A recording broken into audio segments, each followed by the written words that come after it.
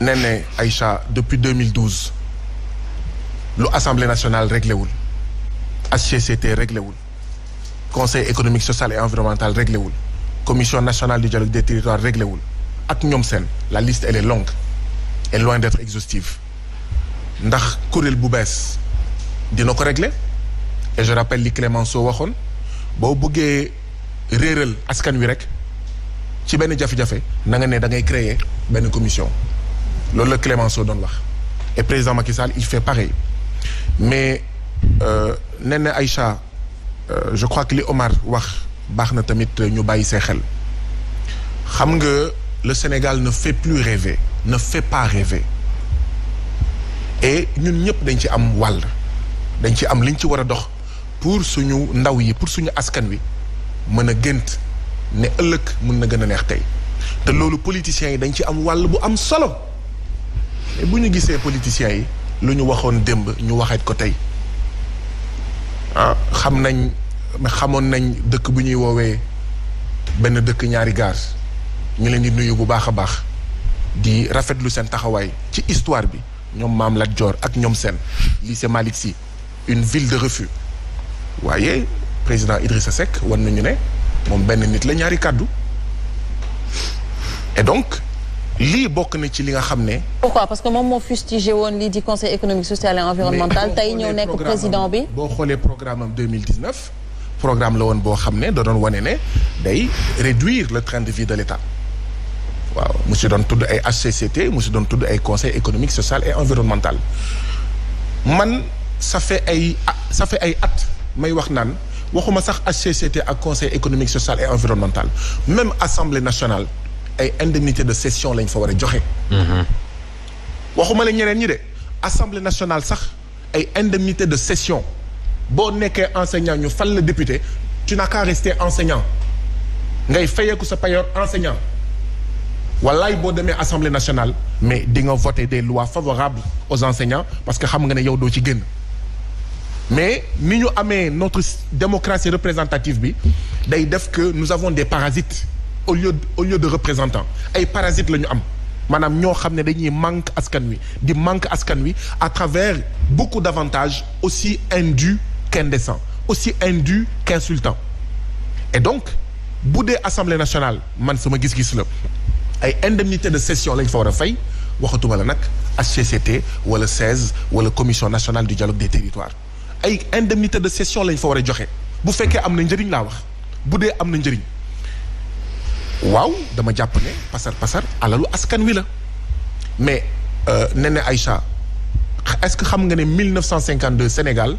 nous avions un agent du service d'hygiène pour 1700 habitants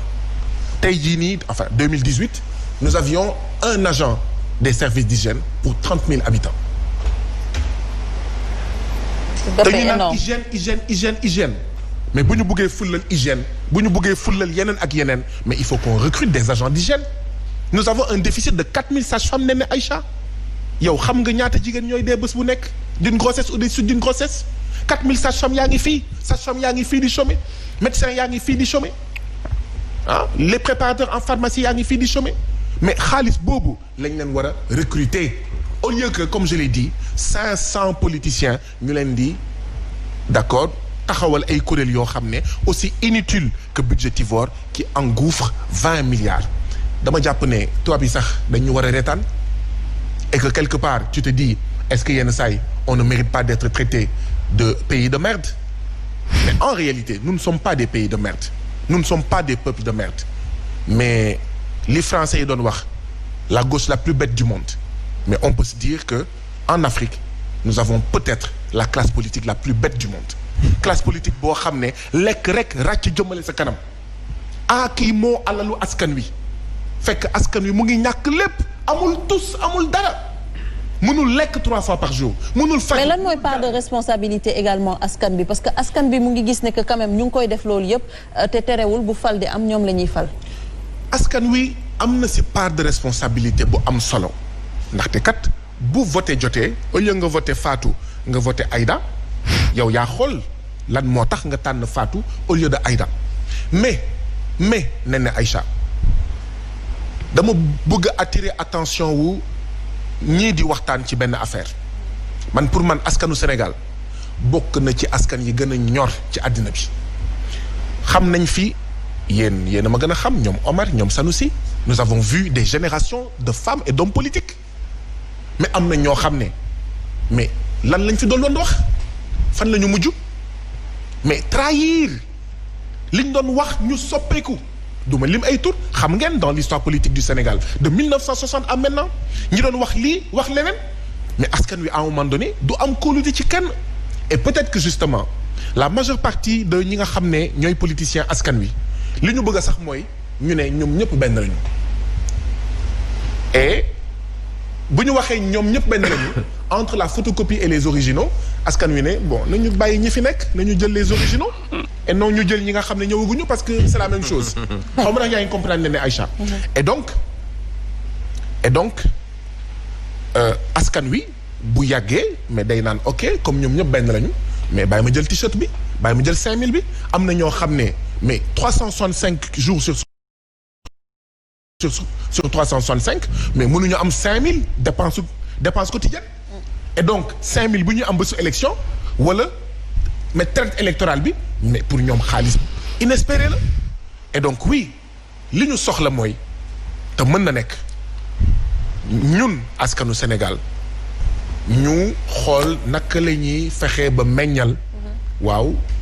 ay ndaw ay góor ay jigéen yoo xam ne dañuy roy ci mag yu baax yi dañuy roy ci résistants yi nga xam ne ñoo fi amoon dañuy roy ci ñoom Cheikh Anta Diop dañuy roy ci ñoom Mamadou Dia Cheikh Anta Diop fi lañ ko jox poste député mu ne du ma ko jël ku mel ni Diallo Diop fii la ñu yokk mandat les conseillers municipaux mu ne non du ma ko nangu avec des avantages à la ville de Dakar Diallo Diop bu RND mu ne non du ma nangu ñu yokk d'accord sama mandat de conseiller municipal avec mes avantages donc li ñu soxla tey c'est surtout mettre de l'éthique sur l'étiquette politique. Justement pour loolu amul benn éthique amul ngor amul daar amul fulla amul fayda. pour loolu effectivement il faut vraiment benn changement de mentalité bu profond parce que tey jii on a quand même l'impression yaa ngi koy waxu éthique que politique ne rime pas ak éthique ak lii di conviction et c'est très dommage. waaw mais je crois que man jafe-jafe bu munti am ci Sénégal ci Afrique ak ci àddina bi damay faral di boole ñaar damay naan li philosophe bi doon woowee pessimisme de l'analyse mooy Gramsci maanaam booy analyser problème da ngay am le pessimisme de l'analyse mooy bul toog rek ne suba dina baax déedéet suba dina baax amul de ñii fi nekk te ngànk àddina bi ngànk Afrique ngànk Sénégal bu yóbboo nga jàpp ne lii nar a ñëw moo nar a raw donc pessimisme de l'analyse mais optimisme de la volonté optimisme de la volonté mooy ñoom galgal bu ñu munti teg pour ñu ne ndaw yëpp benn lañu ñoom Omar Faye ñoom Pape Makhtar ñoom Cheikh Oumar ñoom Néné Aïcha ñoom ñëpp benn lañu nañu am nañ kàttan boo xam ne on peut montrer que ñun ñëpp duñu benn waaw